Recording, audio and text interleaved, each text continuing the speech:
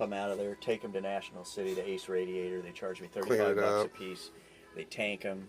They, if they pressure test them for leaks, they solder them up if they need it, and put them back in and be done with it. Because you keep trying to flush these tanks. There's baffles in them. Yeah. And so, you just never quite get it all. Right. And, you end up getting it in the filter. Yeah, well, what I'm doing now is I'm running off a 12-gallon remote tank that I just set right there, and the motor's in here. Can we open it up? Yeah, the little Volvo Penton, which is a tremendous motor. It runs like a little metronome. And you can get to all sides. Yeah, you can. That's get one all thing. 4 sides of it.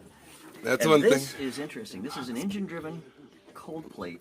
That's an AC unit, AC isn't it? compressor, but it runs an engine-driven cold plate that is mounted in a fish well that you access through the deck.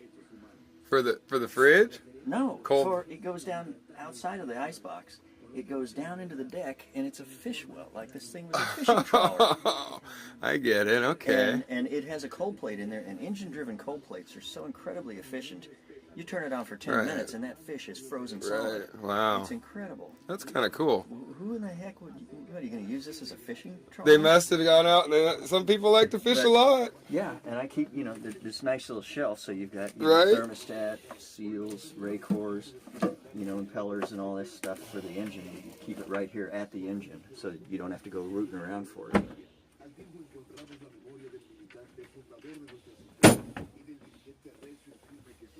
And this is our fuse panel?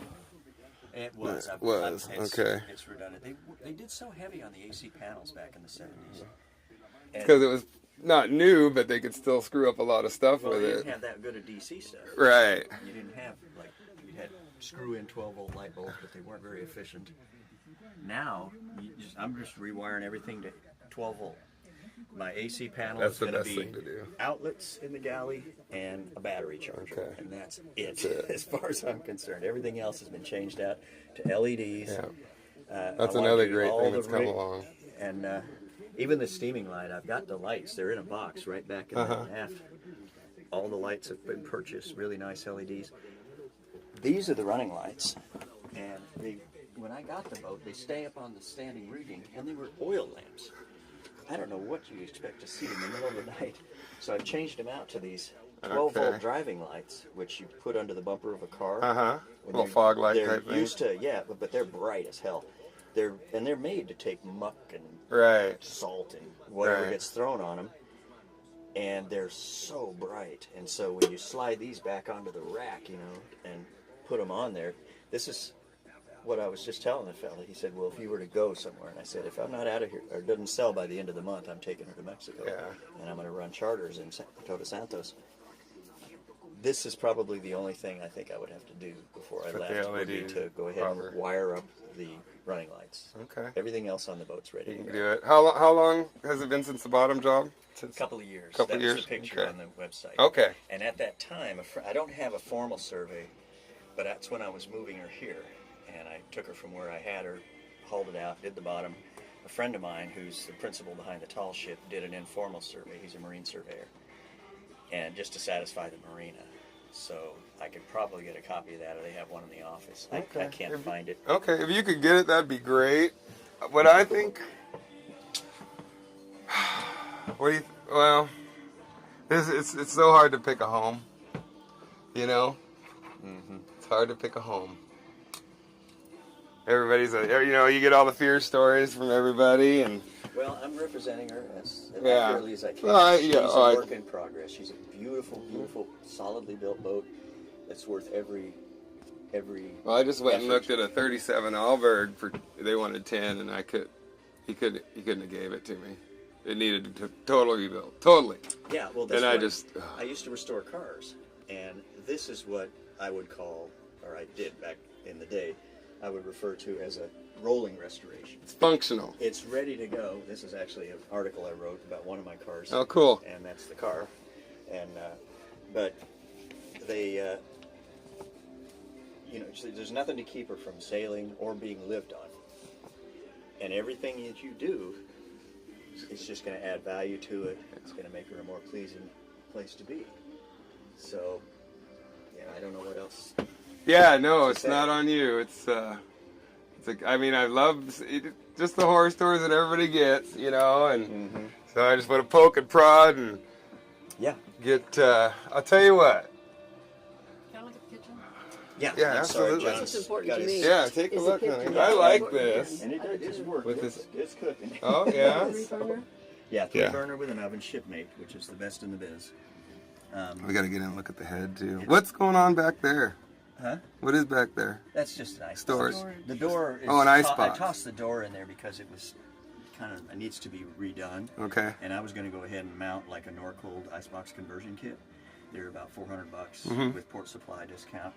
And it's just a L-shaped cold plate, and then the compressor would mount down in the aft section, which is huge.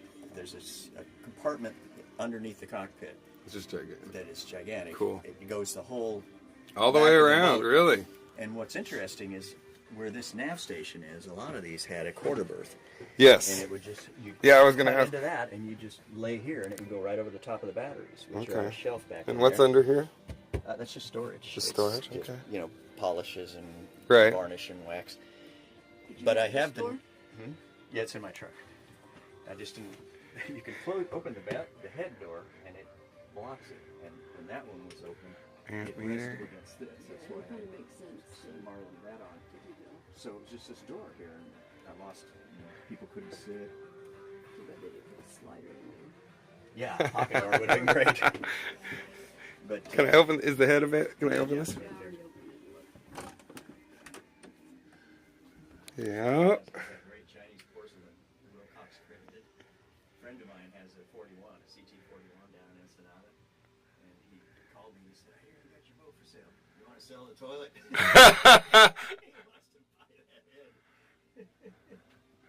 Yeah, babe, you don't get much luxury in the toilet area of a sailboat.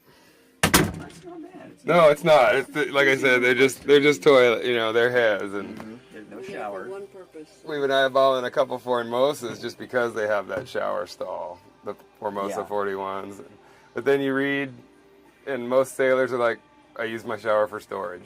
You know, they take a deck shower if they're gonna. So I don't know. Do you have your screwdriver? Yeah. Okay. Do I? Yeah, it's my fault. Yeah, I have one of those that I bought for $7 at Home Depot.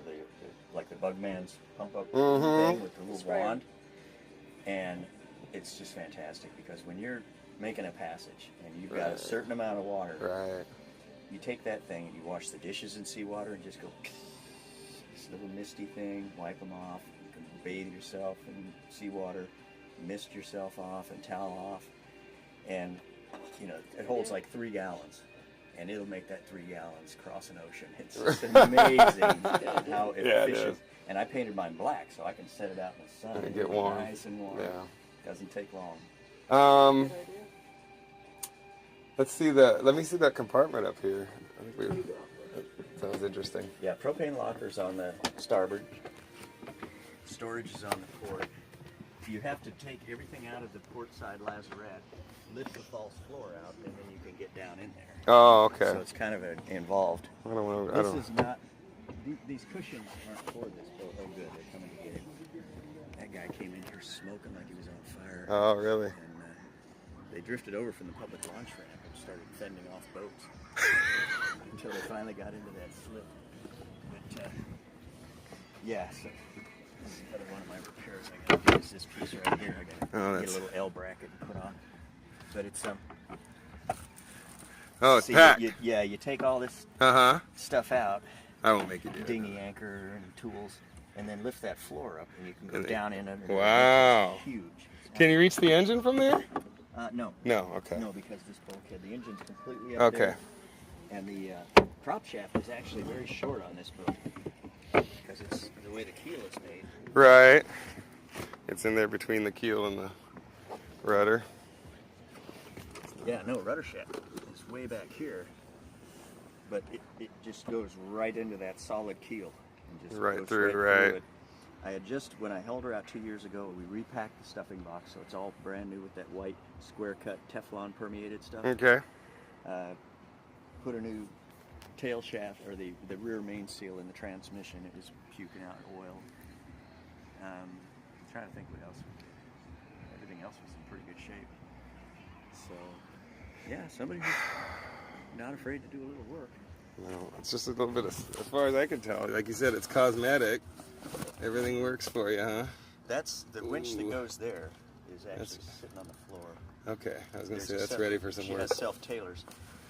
That one, the jaws broke. Ah. I went to Minnie's up in Newport Beach, and I bought new self-tailors, new needle bearings. Uh-huh. But the jaws that I got, they fit, but it's slightly too big. So where the little pawl for the self-tailer that like kicks the line off, it rubs on that. So I need to file it down. Clean it up. But that's the winch that's sitting there by the mag lights. Is the one that goes here. This one's fine. But you got a nice old self-tailors. Yeah, so. 2-speed. Oh no, she's pretty. Yeah. I always grab the cap on self-tailor. Yeah, she's fine. Yeah, it's just been kind of a place to stay while I'm in town, you know, when I'm not south of the border. And so I haven't used her. I haven't actually had her off the dock since last summer. Okay. And I used to be a teacher, and I have a lot of my old students from Tucson that come out. Oh, cool. Spend time in the summer with me. We go out sailing. So that's it. So you're from Tucson? Yeah. Well, I lived out there for a long time. Yeah, I live in Phoenix. Oh, okay. Just for now. But actually, I have some friends that are visiting right now. They have a catamaran under the bridge at the mooring field.